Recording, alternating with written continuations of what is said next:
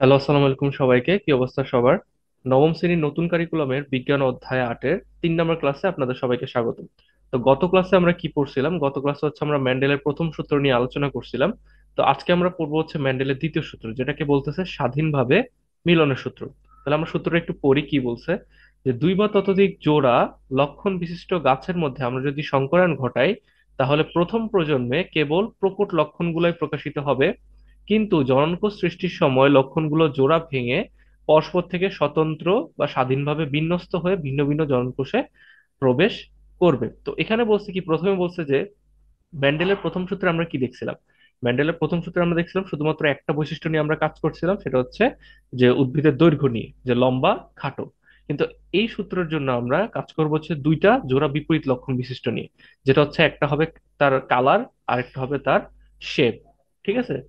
তো এরপরে পরেরটা বলছে যে যখন আমরা এই যে এই বিপরীত লক্ষণ বিশিষ্ট যখন তাদের মধ্যে একটা সংকরণ ঘটাবো, মিলন ঘটাবো, তখন প্রথম প্রজন্মে দেখা যাবে শুধুমাত্র প্রকট লক্ষণগুলোই প্রকাশিত হবে, এবং পরবর্তী যখন তারা বড় হয়ে জননকোষ সৃষ্টি হবে, জননকোষের সময় তাদের যে জোড়া জোড়া বৈশিষ্ট্য ছিল সেগুলো ভেঙে তারা পরস্পর থেকে আলাদা হয়ে যাবে। তো এটা আমরা চিত্র দিয়ে যদি দেখি আরো বিস্তারিত বুঝতে পারবো, এখন হয়তো বুঝতে সমস্যা হতে পারে। তো আমরা একটু দেখি তার ব্যাখ্যাটা মূলত কি দেওয়া হয়েছে। তো আধুনিক জিনতাত্ত্বিক ব্যাখ্যা কি বলছে এখানে? এই সূত্র প্রমাণের জন্য মেন্ডেল দুই জোড়া বিপরীতধর্মী লক্ষণ সম্পন্ন উদ্ভিদের মধ্যে সংকরায়ন ঘটান। আমি আগেই বলছি যে দুই জোড়া বিপরীত লক্ষণ সম্পন্ন দুইটা বৈশিষ্ট্য তিনি নিছেন। যে এমন দুইটা শুদ্ধ লক্ষণযুক্ত, মানে শুদ্ধ লক্ষণ যদি হয় সেটা হোমোজাইগাস মটরশুঁটি গাছ নেওয়া হলো, যার একটা হচ্ছে হলুদ এবং গোল বর্ণের বীজ, আরেকটা হচ্ছে কি কুঞ্চিত ও সবুজ বর্ণের বীজ। তাহলে এখানে দেখেন যে এটা একটা মটরশুঁটি গাছের বৈশিষ্ট্য, এটা আরেকটা বৈশিষ্ট্য। এখানে একই সাথে দুইটা বৈশিষ্ট্য নিয়ে কাজ করতেছি। যেমন এটা যদি পিতা গাছের হয়, তাহলে পিতা গাছের মধ্যে একটা বৈশিষ্ট্য হচ্ছে গোল, আরেকটা বৈশিষ্ট্য হচ্ছে হলুদ। আবার সেম ভাবে মাথা বীজ যদি দেই, মাথা বীজে ধরেন যে আপনার একটা হচ্ছে বৈশিষ্ট্য কুঞ্চিত, আরেকটা হচ্ছে সবুজ। ঠিক আছে? টোটাল চারটা, দুটো দুটো করে চারটা। তাহলে ধরা যাক হলুদ লক্ষণের জিনের প্রতীক হচ্ছে বড় হাতের ওয়াই, ক্যাপিটাল ওয়াই, আর সবুজ লক্ষণ জিনের প্রতীক হচ্ছে ছোট হাতের ওয়াই। আবার ঠিক তেমনি ভাবে গোল বীজের জন্য হচ্ছে আমরা ধরছি বড় হাতের আর, আর কুঞ্চিতর জন্য ধরছি ছোট হাতের আর। তাহলে এর আগের মতো প্রথম প্রজন্ম হচ্ছে F1, আর দ্বিতীয় প্রজন্ম কি, দ্বিতীয় প্রজন্ম হচ্ছে F2। এখানে কোনো সমস্যা আমাদের নাই। তো মেন্ডেলের মতে প্রত্যেক বৈশিষ্ট্যের জন্য দুইটা করে জিন দেয়। আমরা আগেও পড়ছি যে একটা বৈশিষ্ট্যের জন্য কয়টা করে জিন দেয়, যেটাকে আমরা অ্যালিল বই, জোড়া আকারে থাকে, যেটা হচ্ছে দুইটা করে জিন। তাহলে অতএব প্রতিটা জিনের জন্য দুইটা করে অ্যালিল হিসাবে, যেহেতু হলুদের জন্য আমরা ক্যাপিটাল ওয়াই ধরছি, তাহলে এক্ষেত্রে একটা, মানে যেহেতু আমরা যখন আমরা দেখছি যে একটা বৈশিষ্ট্যের জন্য দুইটা জিন যায়, তাহলে ডাবল ওয়াই লিখতে হবে। তাহলে এই যে ডাবল ওয়াই। ঠিক তেমনি ভাবে গোলের জন্য ডাবল আর লিখতে হবে। তো এখন যদি তাদেরকে আমরা জিনোটাইপটা হিসাব করি, যখন এই দুইটা তো একসাথে একই সাথে এরা হচ্ছে হলুদ, একই সাথে হচ্ছে এরা আর, তাহলে এটা তো একই বীজের মধ্যে বৈশিষ্ট্য, তাহলে আমরা একটা বীজের বৈশিষ্ট্য লিখে ফেললাম। ঠিক তেমনি সবুজের জন্য জিনোটাইপ কি হবে? ছোট হাতের দুইটা ওয়াই, আর কুঞ্চিতের জন্য ছোট হাতের আর। আর এদেরকে যদি আমরা একসাথে লিখি হয়ে যাবে দুইটা বড় হাতের ওয়াই, দুইটা বড় হাতের আর। কাজেই শুদ্ধ লক্ষণযুক্ত দুইটা বীজের আকার এবং বর্ণের জন্য যে ক্যাপিটাল ওয়াই আর আর ক্যাপিটাল সরি ছোট হাতের ওয়াই আর জিনোটাইপের দুইটা গাছের সংকরায়ন যদি করি, তাহলে তাদের অপত্য গাছ পাওয়া যায়। অপত্য গাছ মানে কি? তাদের বংশ পরম্পরা বা প্রজন্ম, নেক্সট জেনারেশন। নেক্সট জেনারেশন পাওয়া যাবে, যেটা হচ্ছে F1। এবং F1 প্রজন্মের জিনোটাইপ মানে সবগুলা গাছের জিনোটাইপ হবে বড় হাতের ওয়াই, ছোট হাতের ওয়াই একটা, আর বড় হাতের আর, ছোট হাতের আর একটা। এখন এটা কিভাবে আসলো? এটা কিন্তু ওরা এখানে ছবিতেও অত একটা ভালোভাবে দেখা নেই। তো আমি এখানে এঁকে দিতেছি, আপনারা একটু খেয়াল করেন। যে আমরা যখন পিতা গাছের জন্য নিছিলাম তখন ছিল কি, দুইটা বড় হাতের ওয়াই, দুইটা বড় হাতের আর। এবং মাতা গাছের জন্য কি নিছিলাম? দুইটা ছোট হাতের ওয়াই, দুইটা ছোট হাতের আর। এবং এদের মধ্যে আমরা ক্রস করতেছি। তো আমরা ক্রস যখন করি, আমরা জানি যে তাদের যে অ্যালিলটা থাকে, মানে জিনোটাইপ থেকে তাদের ফিনোটাইপ বা গ্যামেট সৃষ্টির সময়, এই যে আমরা যখন এখানে দেখছিলাম, তখন এরা পরস্পর থেকে আলাদা হয়ে গেছিল না? এই যে দেখেন তো, যখন আমরা আগের ক্লাসে দেখছিলাম যে এখানে যদি জিনোটাইপটা টিটি থাকে, তাহলে পরবর্তী গ্যামেট সৃষ্টির সময় তারা পরস্পর থেকে কি হয়ে যায়? আলাদা হয়ে যায়। তো ঠিক সেম ভাবে আমরা যদি এখানে তাকাই, এখানে কয়টা ওয়াই আছে? দুইটা ওয়াই। তাহলে আমি একটা ওয়াই এখান থেকে নিব, আর আর কয়টা? দুইটা। তাহলে একটা আর এখানে নিব। তাহলে এখান থেকে একটা গ্যামেট সৃষ্টি হইলো। আরো দুইটা, আরেকটা ওয়াই বাকি আছে, আরেকটা আর বাকি আছে। কেন আমরা ওয়াই ওয়াই একসাথে লিখি নাই? কারণ এখানে অবশ্যই দুইটা বিপরীত বৈশিষ্ট্য হইতে হবে, একটা হলুদ একটা গোল, এরকম হইতে হবে। ঠিক আছে? এই জন্য তাদের গ্যামেট হলো দুইটা। সেম ভাবে এখানে যদি তাকান, তাহলে এখানে আমরা ছোট হাতের ওয়াই এর সাথে ছোট হাতের আর একবার লিখতে পারি, যেটা হচ্ছে একটা গ্যামেট। আবার সেম ভাবে আরেকটা গ্যামেট হচ্ছে এই দুইটা। ঠিক আছে। এখন আমি যদি এদের মধ্যে ক্রস করাই, তাহলে কি হবে দেখেন তো। এটার সাথে এটা একবার যদি করি, তাহলে কি আসবে, যে বড় হাতের ওয়াই, বড় হাতের আর, ছোট হাতের ওয়াই, ছোট হাতের আর, এটা একটা। ঠিক আছে, অপত্য বংশ পাইলাম আমরা। আর সেম ভাবে এটার সাথে যদি আবার পরেরটা করি, সেম এটাই পাবেন। এটার সাথে এটা করলেও দেখবেন এটা আসতেছে, এটার সাথে এটা করলেও এটা আসছে, চারবার। এই যে চারবার একই বৈশিষ্ট্যের জিনোটাইপটা আপনারা পাবেন। এই জন্যই ওরা এখানে বলছে যে আমরা যে F1 প্রজন্মের যে বংশধর গুলো পাবো, সবগুলা জিনোটাইপ কি হবে, সবগুলা জিনোটাইপই যে বড় হাতের ওয়াই, ছোট হাতের ওয়াই, বড় হাতের আর, ছোট হাতের আর। এই যে আমাদের, আমরাও কিন্তু তাই পেয়েছি যে বড় হাতের ওয়াই ওরা কি একটু গুছায় লিখছে। এটাকে এভাবে লেখা যে কথা, যে আমি যদি এটাকে এইভাবে লিখি, বড় হাতের ওয়াই, ছোট হাতের ওয়াই, বড় হাতের আর, ছোট হাতের আর, একই কথা। ঠিক আছে, তাহলে ফার্স্ট প্রজন্মে আমরা হচ্ছে সবগুলা এটাই পাইলাম। ঠিক আছে, যে এখানে ছবিতে দেখাইছে যে এটা ধরেন পিতা থেকে ছিল, এটা মাতা গাছ ছিল। পিতা মাতার মধ্যে যখন আমরা ক্রস করাইছি, তখন সবগুলা গাছ আমরা কি পাইছি, F1 বংশধরের চারটা গাছই পাইছি, এরকম। ঠিক আছে। এখন এটা আবার পরবর্তী প্রজন্ম মানে F2 প্রজন্মে তাহলে কি আসবে আমরা একটু পড়ি। যেহেতু হলুদ বর্ণের ওয়াই এবং গোলাকার আর এলিল, তাই না, আমরা বড় হাতের গুলাকে এলিল বলতেছি একসাথে যেহেতু থাকে, তো সবুজ হাতের ওয়াই কুঞ্চিত আর বর্ণের এলিলের উপর প্রকট। কেন প্রকট? কারণ আমরা জানি যে কোন হাতের বড় হাতের জিন যদি থাকে, যেমন আমরা যেটা ধরে নিয়েছিলাম বড় হাতের ওয়াই বা বড় হাতের আর, তাহলে বুঝবেন সেটা হচ্ছে প্রকট বৈশিষ্ট্য। তাহলে F1 বংশধর সবকটা গাছের বীজ হবে গোলাকৃতি এবং হলুদ বর্ণের। যেহেতু হচ্ছে এখানে আমরা দেখতেছি যে এই অ্যালিলটার মধ্যে বা এই জিনোটাইপটার মধ্যে বড় হাতের ওয়াইও আছে, বড় হাতের আরও আছে, তার মানে এই দুইটাই হবে প্রকট। প্রকট হওয়ার কারণে এটা হবে হলুদ আর হচ্ছে গোল। ঠিক আছে, আশা করি অর্ধেক কাজ আমাদের শেষ, F1 প্রজন্ম আমাদের কাজ শেষ। এবার হচ্ছে F2 প্রজন্মে এখানে শুরুটা কিভাবে পেল, এটা আমরা একটু দেখবো। যে দ্বিতীয় সংকরণের সময় F1 বংশধরের যে এই জিনোটাইপটা যেটা আমরা পাইছিলাম, তখন পুংও স্ত্রী জনন কোষ হতে পারে। মানে এদেরকে যদি আমরা ভাঙাই, গ্যামেট যখন জনন কোষ হিসাবে গ্যামেট আকারে ভাঙাবো, তখন দেখবো যে এই চারটা আমরা পাবো, যে বড় হাতের ওয়াই, বড় হাতের আর, বড় হাতের ওয়াই, ছোট হাতের আর, ছোট হাতের ওয়াই, বড় হাতের আর, ছোট হাতের ওয়াই, ছোট হাতের আর। এটা কিভাবে দেখেন, আমরা যখন এখানে এটা করছিলাম, গ্যামেট সৃষ্টির সময় এটা নিজেরা ভেঙে গেছিল না?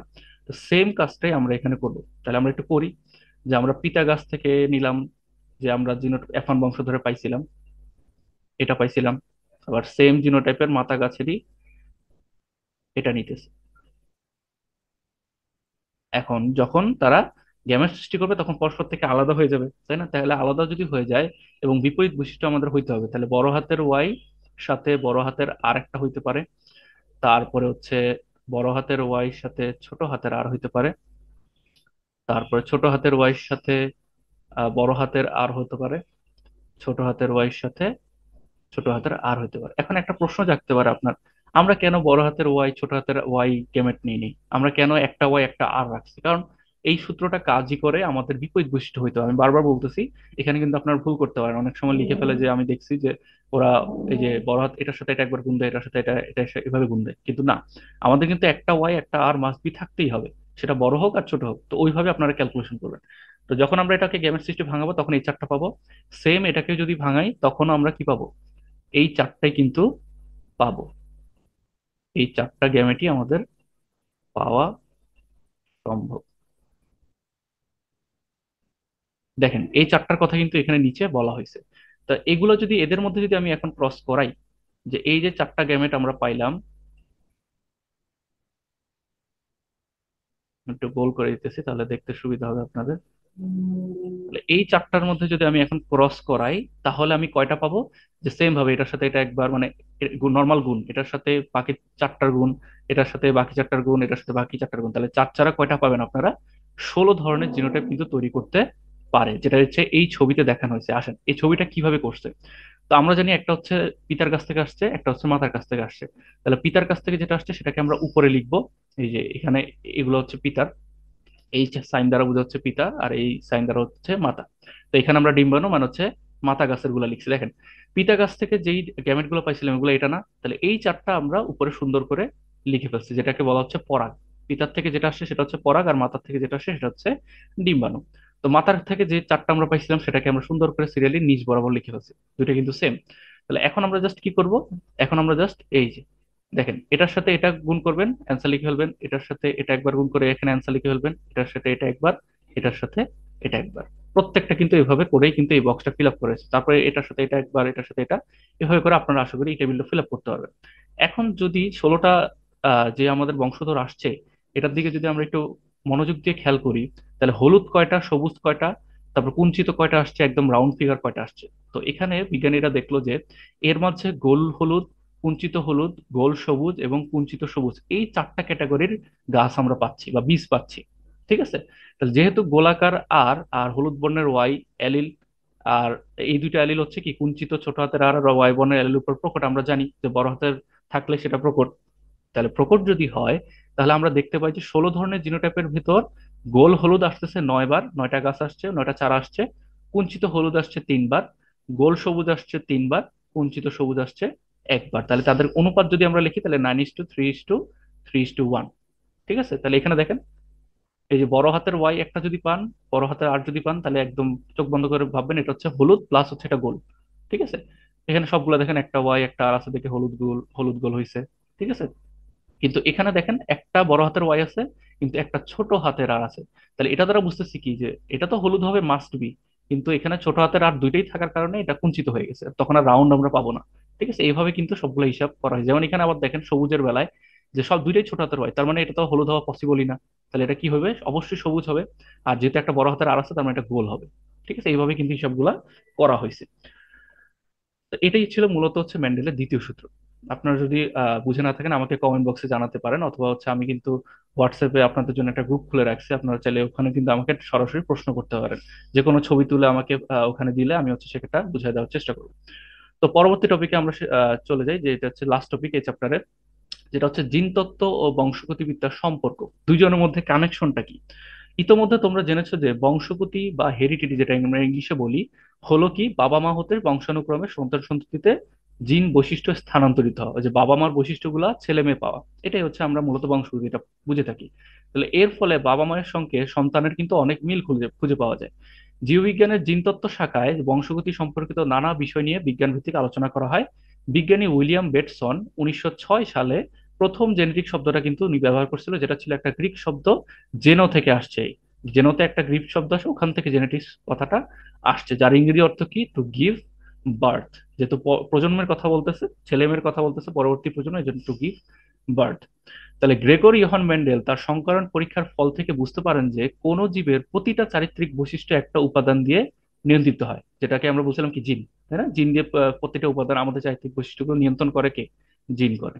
তাহলে এই উপাদান জীবদেহের জোড়ায় জোড়ায় অবস্থান করে। এটাও কিন্তু আমরা দেখছি যে অ্যালিল যেগুলো থাকে, সেগুলো কিন্তু ওই যে দুইটা ওয়াই দুইটা আর জোড়া জোড়ায় ছিল।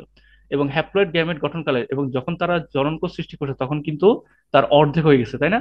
দুইটা থাকলে ওখান থেকে একটা হয়ে গেছে, চারটা থাকলে ওখান থেকে দুইটা। যেমন কিভাবে অর্ধেক হয়েছে দেখেন তো, এখানে ছিল কয়টা, টোটাল চারটা করে ছিল, কিন্তু আসছে কয়টা করে করে, দুইটা দুইটা করে আসছে। তাই না? ভিতরের যে জিনগুলা ছিল চারটা, কিন্তু ভিতরে হয়েছে হয়েছে কয়টা করে, দুইটা দুইটা করে হয়েছে, চারটা চারটা করে কিন্তু হয় নাই। তো এটাই বলতেছে যে অর্ধেক হয়ে যায়, কিন্তু উপাদানটি কি, গ্যামিটের কোথায় এটা অবস্থা এবং মানে অবস্থিত, এই যে জিনগুলো কোথায় থাকে, এসব উপাদান কিভাবে বংশপরণ বৈশিষ্ট্যকে নিয়ন্ত্রণ করে, এসব বিষয়ে মেন্ডেল কিন্তু অবগত ছিলেন না, কারণ তিনি তো বিজ্ঞানী ছিলেন না। তিনি এত কিছু জানবেন কিভাবে? তো 1900 সালে মেন্ডেল তত্ত্বের পুনরাবিষ্কারের পর ক্রোমোজোম ও মেন্ডেলের উপাদানের মধ্যে বেশ কিছু মিল দেখতে পাওয়া যায়। প্রত্যেকটা ক্রোমোজোমের আকৃতি ও দৈর্ঘ্য আলাদা আলাদা। দেহকোষে সেগুলো জোড়ায় জোড়ায় থাকে। জোড়ায় একটা পিতার কাছ থেকে আসে, আরেকটা কিন্তু মায়ের কাছ থেকে আসে। এটা কিন্তু আমরা আগেও দেখছি যে একটা পিতার কাছ থেকে আসে, একটা মাতার কাছ থেকে আসে, যেই আমরা গ্যামেট গুলো পাই। তো মানুষের বেলায় দেহকোষের 46টা ক্রোমোজোমের 23টা আসে পিতার কাছ থেকে, আর বাকি 23টা আসে মায়ের কাছ থেকে। আমাদের শরীরে কিন্তু কত রকমের ক্রোমোজোম আছে এটা আপনারা জানেন হয়তো। 46টা ক্রোমোজোম কিন্তু আছে, বা 23 জোড়া বলা হয়। তো ওটার মধ্যে থেকে 46টা থেকে 23টা আসে বাবার কাছ থেকে, 23টা আসে মায়ের কাছ থেকে। তো শুধু শুক্রাণু ডিম্বাণুর মধ্যে 46টা বা 23 জোড়া পরিবর্তে 23টা ক্রোমোজোম থাকে। তো এই দুইটা কোষের মিলনে 46টা ক্রোমোজোম নিয়ে জাইগোট কোষ সৃষ্টি হয়। জাইগোট মানে কি, মিলনের পরে যে তোমার নতুন যে বাচ্চাটার সৃষ্টি হয়, সেটা হচ্ছে জাইগোট বলা হয় নিষেকের পরে। ঠিক আছে? মায়ের পেটে যেটা থাকে প্রাথমিক অবস্থায়। তো যেটি কোষ বিভাজনের মাধ্যমে ধীরে ধীরে পূর্ণাঙ্গ জীবে কিন্তু পরিণত হয়। ঠিক আছে? মেন্ডেল একটা বৈশিষ্ট্যের জন্য এক জোড়া ফ্যাক্টর বা উপাদানের কথা বলছিলেন, তাই না? জোড়া, উনি সবসময় জোড়ার কথা বলছিলেন বৈশিষ্ট্যর ক্ষেত্রে, যে একটা মায়ের কাছ থেকে আসে, একটা পিতার কাছ থেকে আসে। তো যার একটা পিতা ও একটা মাতার কাছ থেকে আসে, যেমনি ক্রোমোজোমের ক্ষেত্রেও কিন্তু সেম ঘটনা ঘটে থাকে। যে উনি কিন্তু অনেক আগেই একটা জিনিস খেয়াল করছিলেন যে উনি যে বৈশিষ্ট্যগুলো নিয়ে মানে কথা বলতেছেন, উনি সবগুলো দেখছেন জোড়া জোড়ায় থাকে। তো পরবর্তীকালে এই বৈশিষ্ট্যের জন্য যে জিনিসটা দেয় সেটা একটা নাম দেওয়া হয়েছে, যেটাকে বলতেছে ক্রোমোজোম। পরবর্তীকালে, ঠিক আছে। তো 1902 সালে বিজ্ঞানী সাটন এবং বোভেরি পৃথকভাবে ক্রোমোজোম ও মেন্ডেলের উপাদানের মধ্যে মিলের কথাটা সুস্পষ্টভাবে উল্লেখ করেন, যে উনি যেই জিনিসটা নিয়ে কাজ করছিল সেটাকে পরবর্তীকালে নাম দেওয়া হয়েছিল ক্রোমোজোম। ঠিক আছে, তাহলে এই নিয়ে প্রায় এক যুগ ধরে বিভিন্ন জীবজন্তুর উপর গবেষণা চলতেছে।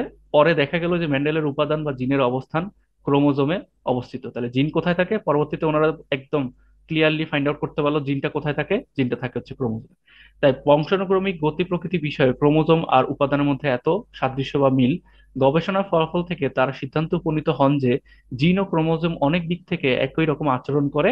তাছাড়া বংশগতি নির্ধারণের সময় জিন ও ক্রোমোজোম অভিন্ন, মানে একই একই আচরণ প্রদর্শন করে। তাহলে একেই বংশগতি ক্রোমোজোম তত্ত্ব বলা হয়। তাহলে আপনারা আশা করি বুঝতে পারছেন, ক্রোমোজোমের ভিতরে কিন্তু জিনটা থাকে। জিন যে কাজগুলো করে ক্রোমোজোমটা সেই কাজই করে, এই জন্য তার নামটা চেঞ্জ করে ওনারা ক্রোমোজোম নাম রাখছে। তো এই তো আজকে আপনাদের পড়া এতটুকু পর্যন্ত, এই চ্যাপ্টারটাও শেষ। আমরা আশা করি পরবর্তীকালে অধ্যায় নেওয়া শুরু করবো। আপনারা যদি চান যে আমি অন্য কোনো চ্যাপ্টার শুরু করবো, আপনারা চাইলে কমেন্ট বক্সে বলতে পারেন, তাহলে আমি ওই চ্যাপ্টারটা আগে শুরু করব। তবে আমি মূলত হচ্ছে সিরিয়ালি যাওয়ার চেষ্টা করবো, যেমন 8 শেষ করছে আমি হয়তো 9 ভিডিওটা দেওয়া শুরু করবো। তো আজকের ক্লাসে যদি কোনো সমস্যা থেকে থাকে আপনারা কমেন্ট বক্সে অবশ্যই কমেন্ট করবেন। আমি কিন্তু সবার কমেন্ট রিপ্লাই দিয়ে থাকি, আপনারা জানেন। যে কোনো সমস্যা হোক আপনি আমাকে কমেন্ট করতে পারেন। আর যদি ভিডিওটা পছন্দ করে থাকেন তাহলে হচ্ছে আপনারা লাইক দিতে পারেন এবং ফ্রেন্ডের মাধ্যমে শেয়ার করতে পারেন। আর সাবস্ক্রাইব করে না থাকলে অবশ্যই সাবস্ক্রাইব করে দিবেন। তো আশা করি ভালো থাকবেন। আসসালামু আলাইকুম। আল্লাহ হাফেজ।